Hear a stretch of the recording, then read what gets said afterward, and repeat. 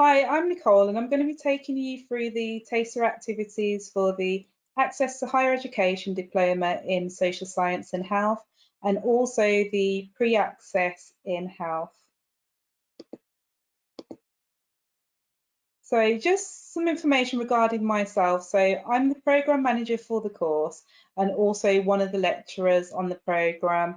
So I will be delivering most of the psychology units as well, and some sociology on the pre-access programme as well. So originally I studied a BSc in psychology and its applications.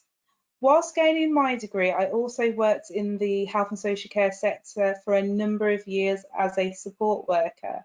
I've always had an interest in mental health, so that being one of the reasons why I decided to study a degree in psychology. So as a support worker, the majority of my work has involved supporting individuals with physical disabilities and mental health as well. So I've worked with quite a different age range of individuals, so looking at young people, adults, and also elderly as well. Once I completed my degree, I then went on to study a PGCE in post-compulsory education and training. Within my first placement, I started to teach health and social care and ESOL numeracy, and then I went on to permanently teach in health and social care. I joined UCB in 2014 as a lecturer in health and social care, and also I've completed a MA in education as well, as I've always had an interest in widening participation. So a lot of my research within my MA focused on how can we actually widen participation.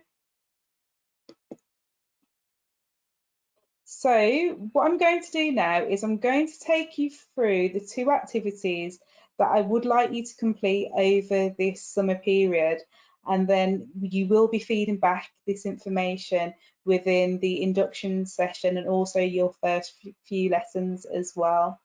So activity one is going to have a look at how do you actually cope. So this activity will test your ability to reduce stress and also look at effective coping strategies.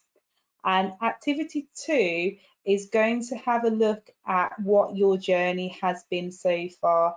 So that will be a reflective piece of writing explaining your journey. So for activity one, I'm going to briefly explain what is stress, and then I'm going to have a look at a quiz that I do want you to complete.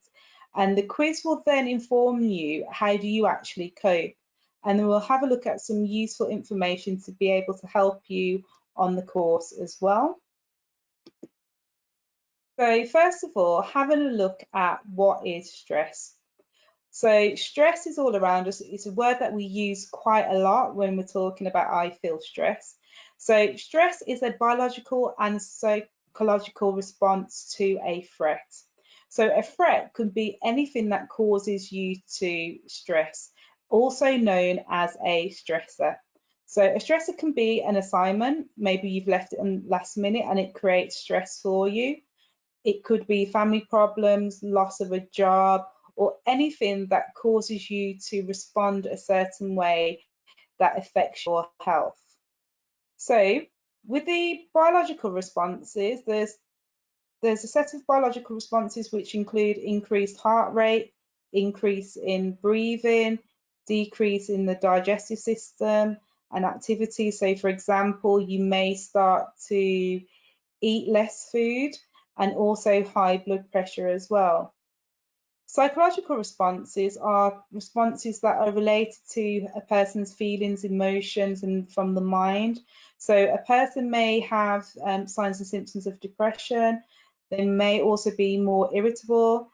They may also feel overwhelmed, trouble sleeping, anxiety, and problems concentrating also. So these are some of the signs and symptoms that you would expect to see in a person who is suffering from stress.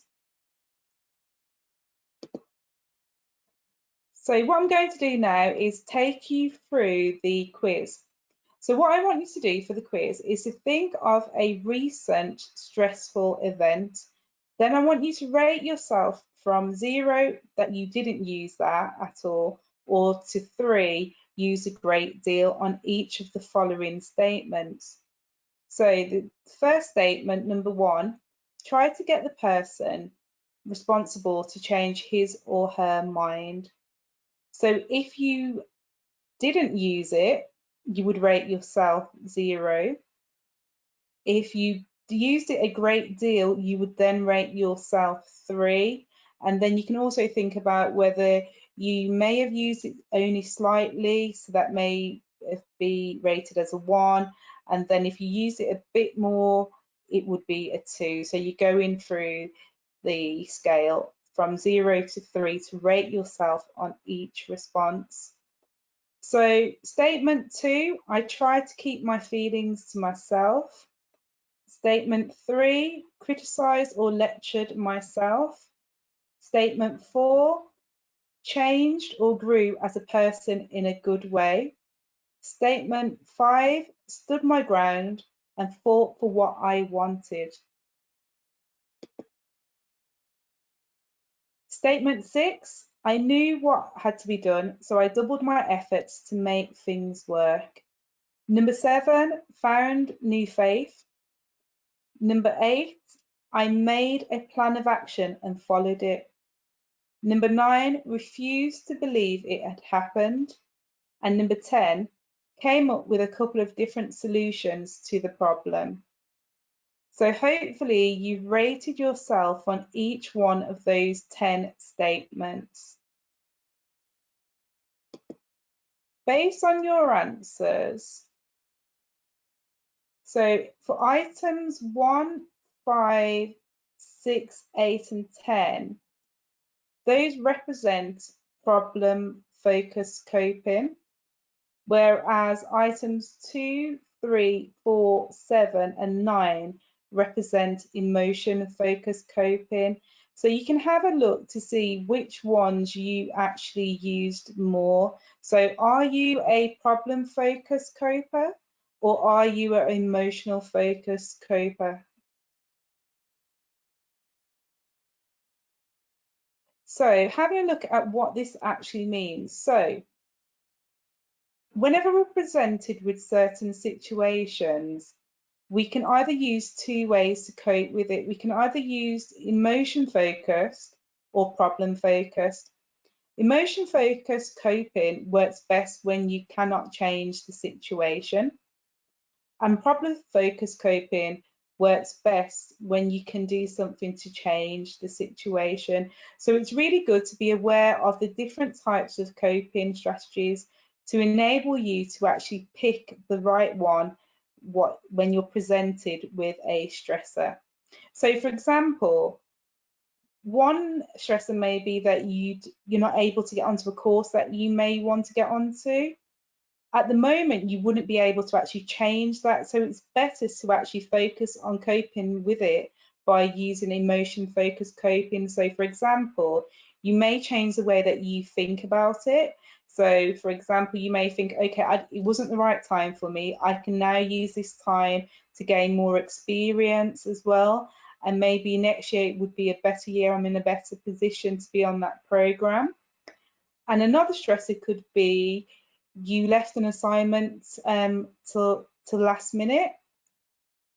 Problem focus would help with that because you can actually do something with the situation for the next time you go on to actually use to do an assignment. If it's problem focused, you would think to yourself, okay, what I'm going to do next is I'm going to make sure that I start my assignment as early as possible, that I won't leave it until the last minute the next time I do it. And that will ensure that you don't then enter into the same situation again and cause the same stress as well. So the activity that I want you to complete for this is that I want you to research into emotion focused and problem focused coping methods. This will be really useful for you to then produce a checklist that you can use whilst you're on the program or generally in life, just to alleviate any stress that you may experience. So at least you will then know what you can actually do to avoid stress. So have a look at emotion focus and also problem focus methods as well. The second activity that I would like you to complete is having a look at writing a reflective piece of writing that explains your journey to your chosen career. This information is going to be really useful as part of the induction and also the first few lessons, with actually sharing your journey and also being able to get to know other individuals who have had a similar journey to yourselves as well. So this is just going to be a written piece of work. So you can either type it or you can handwrite it. And what I want you to do is to include the following information. So what have you previously studied and how did you find studying? What were what were you previously doing before the start of the course? Why you have decided to join the course? What do you hope to gain from completing the course? And lastly, what career would you like to go into and why? During the induction, we will give you further information on who your personal tutor is. You will be required to email that piece of work into your personal tutor, and also you will be sharing it with the rest of the class as well. So that's the activity number 2 that we would like you to complete. Also, some of you may have questions or queries regarding the programme, whether that be the Access to Higher Education Diploma in Social Science and Health or the Pre-Access course in Health. If anyone has got any questions or queries, please feel free to email me at n.green@ucb.ac.uk so I can answer any of those queries that you may have regarding the starting of your programme. So thank you everyone for listening, and I hopefully look forward to seeing everyone in September for the start of the programme. Thank you.